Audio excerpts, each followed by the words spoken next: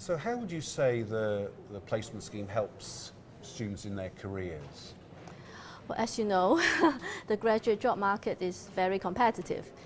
Think of yourself as an employer. If you have two CVs in front of you, one of the candidates has done the placement, has worked for a year in IBM, and the other student hasn't. So who will you choose?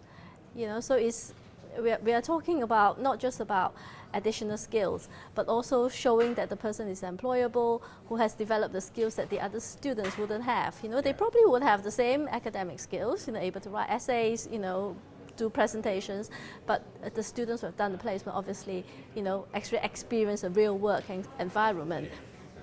If I were an employer, I would think that the candidate would need less training, able to network with professionals, can handle attending professional meetings, which the student who didn't do a placement may not have.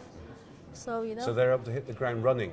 Yes, exactly. More quickly than, say, someone who hasn't had a placement, for example. And would you say it helps with the catch-22? You can't get a job unless you've had experience. So would you agree that the fact that they've managed to get a placement job helps them then? It puts them, doesn't it, one step ahead of others when they're actually looking for jobs upon graduation? Oh yeah, definitely. Because once they have been through the system or the process of applying for the job, when they apply for a graduate job, it's the same system.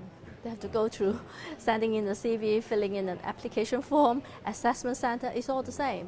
So for the students who have done the placement, that process is less painful and less daunting as well. You know, can just get on with it. And do you find, I mean, some of our students, I think, is this correct, actually go back and work for, after they graduate, actually go and work for the company that they actually spend their placement year with?